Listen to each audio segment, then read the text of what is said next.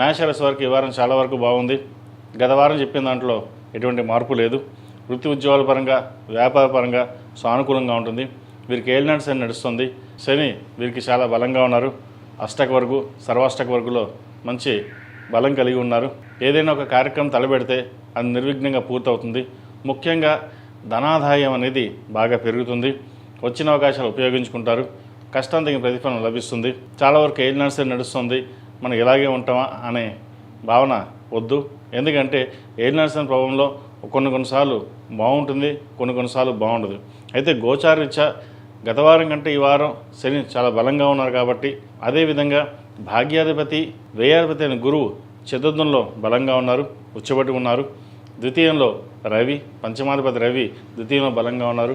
ప్రభుత్వ సంబంధించిన విషయవహారాలు, ప్రభుత్వ రంగంలో ఉన్న వారికి, రాజకీయ రంగంలో ఉన్న వారికి మంచి కలుసుబాటుతనం ఉంటుంది.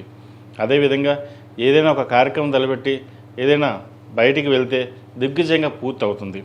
కొన్ని వ్యవహారాలు, దూర ప్రయాణాలు చేయవలసి ఉంటుంది వ్యవహారంలో. అయితే ఆ వ్యవహారాన్ని సక్రమంగా నిర్వర్తించి మీకు అనుగుణంగా మార్పు వచ్చే అవకాశం గోచరిస్తుంది.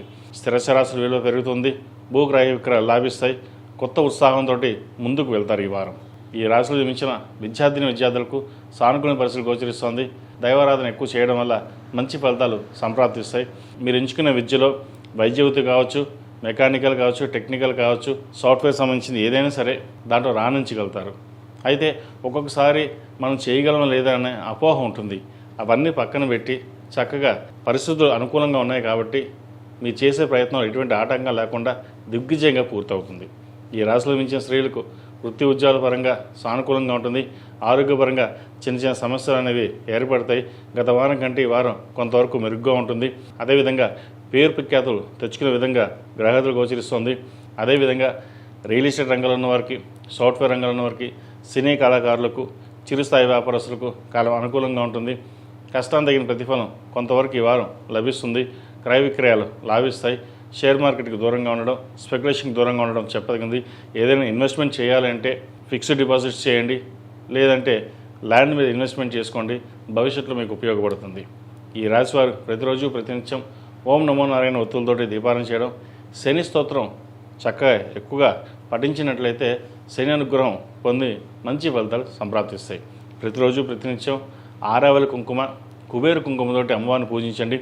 ఎరుపు ఒత్తులతోటి శనివారం నాడు నవగ్రహ ఒత్తులతో దీపారాధన చేయండి. మంచి ఫలితాలు సంప్రాప్తిస్తాయి.